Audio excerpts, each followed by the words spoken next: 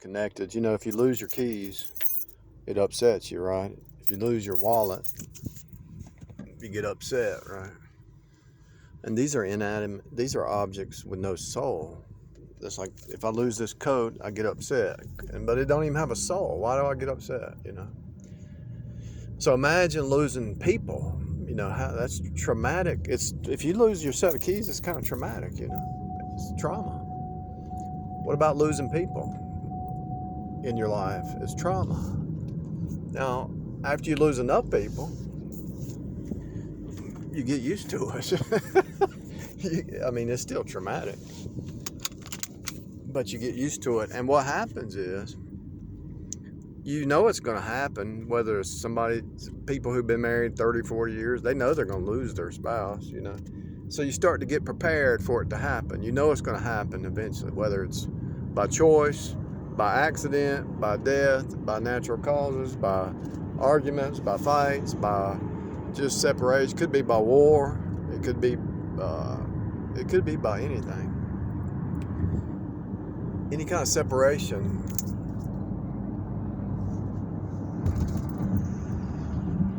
of any kind is traumatic, right? Especially if there's oneness, right?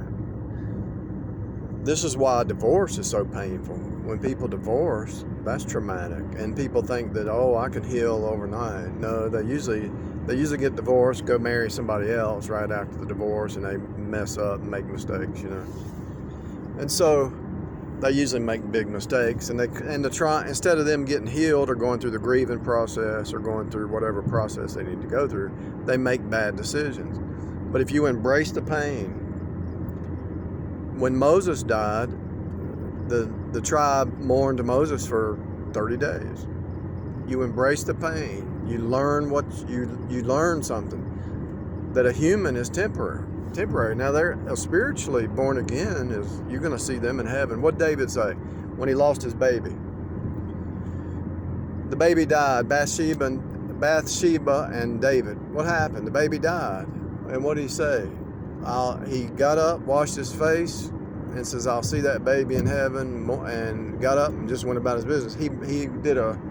When the baby was sick, he was mourning. But when the separation happened, it died. So he got up and he went about his business, because you can't live in the past.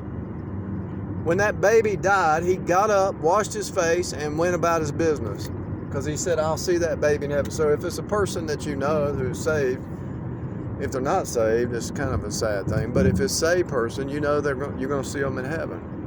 You wash your face, you get up, and you go. You start over. You can embrace the pain. You can embrace the truth of the matter, the reality of the matter. And a lot of times what happens is we have this idea that's not even real. We have an idol in our mind, idolatry. We have this image that wasn't even real, just like with the narcissist. So the narcissist actually just gives you back what you want to believe.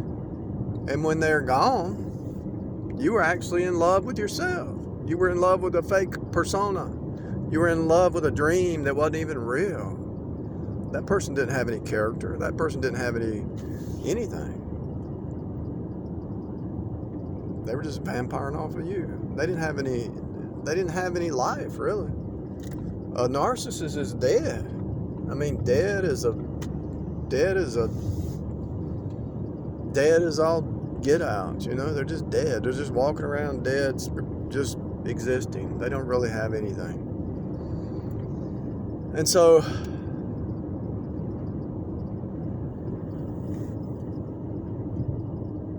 you have to do this every day. You have to do this with a job. You have to do this with life, with losing your finances, even if an investment. You know, a lot of people lose all their money on investment and they kill themselves. Why? Why would you do that? Their girlfriend breaks up with them, they kill themselves. Or their boyfriend breaks up with them, and the girl takes a bunch of pills, you know. Why? Why would they do that? Start over, start new, start fresh. Renew your mind. Become a new creature day by day. If you really start to renew your mind every day, every day, and I'm being serious about it. Cut off the noise, cut off the music, cut off the TV, cut off all the noise, And if you do watch something, see how it's reflecting back. Be aware of your inner man. Be conscious of your inner man and your thoughts, your inner thoughts. And as these situations happen. So let's say something comes into your world, a thing or a person or a place or a happening, an instance, a tragedy even. You say, well, how did that affect me? What is really going on here? And you learn from it, and you see any kind of childhood trauma, childhood attachments, anything that's going on in your world, you pay attention to it, and you move from state to state to state to state. You move to your next state. So when you were a child, you thought like a child. When you became adult, you think like an adult. But there's a lot of adults still thinking like children. And so even as you're an adult, some things that you thought yesterday were childish. Then you move to the next state, the next state. It's a childish mindset, living in fake reality. It's childish. If you live in the past, you're living in fake reality. And not only that, you're destroying your health because the past doesn't exist. And if you're living in the past, you're getting old. If you live in the now, you don't age.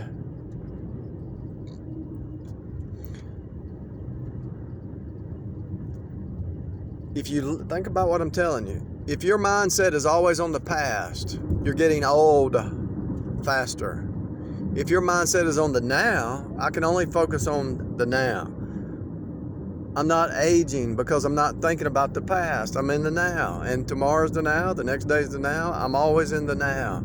And if somebody's trying to pull you into the past or the future or not in the now, yeah, you can plan for the future, but you can have the mindset now. In other words, what I'm saying is the mindset that you have now, let's say, okay, you want to be a millionaire in the future. Well, be a millionaire right now. Every choice you think like a millionaire is going to happen. But you don't have to wait to be a millionaire. You can be one now. Seriously. Somebody told me this the other day. She said, Instant Millionaire, Millionaire Now. There's a book or something called The Millionaire Mind or something in the now. But and I said, well, it's probably, she told me the title. I said, it's probably just living in, if you live like that now, it's got to appear. Well, the way you live now has to appear in the hologram. It's just the way it is. If you live in the past, that past doesn't exist. Like, in other words, I remember when that building was now it's a different name and it's different shingles, different. The whole spirit of that building's changed. It used to be something else. Oh, I remember when me and my wife went to that restaurant and we had such a good time. Well, she didn't. She was cheating on you the whole time. Well, she was lying to you the whole time. Why does that bring sad memories? She wasn't real. She was fake. She was a liar. She was a con artist. She was a gold digger. Even though you didn't have gold, she thought you would. Why are you going to live in the past that don't exist? Wake up. It's a mind game. The devil wants you to live in the past. The devil wants you to live in time. The devil wants you to worry about the future. But if you live in the now, you have joy unspeakable. You have happiness and joy unspeakable. Okay? So I wanna buy me an electric bike by the spring, okay? I'm doing the research on which one to buy, and I want to buy me an electric bike. So I'm living as if as now. So I'm going to put so much a month, so much a week in the bank, get the credit right, and I'm experimenting with some other stuff that I'm doing, and I'm living in the now as if it's already happened. That's what the Bible says God does. You're children of God. What God speaks, it's already happened. Even though it hasn't appeared, it will appear. And if you start to live like sons of God, it already appears. If you're thinking it, it's going to happen. Because there's no fiction in the script. There's no such thing as fiction in this reality. If you can think it, there's no fiction. If I can see myself riding an electric bike to work in the spring, whatever job I'm on, if I can see myself riding a bike, electric bike all over the city for fun, exercise, health, if I can see it and I keep that vision and that focus, it has to appear, because that's the overarching principle. The archetype that I'm talking about is what? The verse that says, even though it's not, it shall be, because if God speaks it, it's going to happen. And you're children of God. So the overarching pattern is, it's going to happen. It's already happened, to be honest with you. Everything in the mind of God is happening. If you have the mind of Christ, it's already happened. You can't think outside of God. God is not surprised at anything. And so you tell people like Uber riders or people that come to your job or people who want to rent from you, and they got this story, right? They got this story. One called the other day and gave me this big sob story. They told me all this story. I said, I've heard this story like, I'm not being mean, but I've actually heard this 1,000 times. You're not telling me anything I haven't heard. And she got kind of upset. And I said, I'm not trying to be mean, but how many times I've heard this? You're not the only person. 1,000 calls came in. You're not the only person with this problem. I hear what you're saying. You're on the list when it's available. Heard the story 1,000 times. Dr. Phil's heard the story 1,000 times. Become your own Dr. Phil. It's a repeat. You are in a simulation repeat. So you can learn from your own AI flesh mind while you're thinking that way. And that's my point.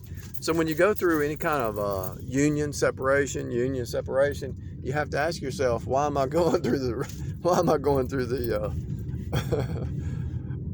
around the mountain? It's useless. You're either separate or you're unioned. There's no in between. You can't have it both ways. You can't have your cake and eat it too. Whatever it is.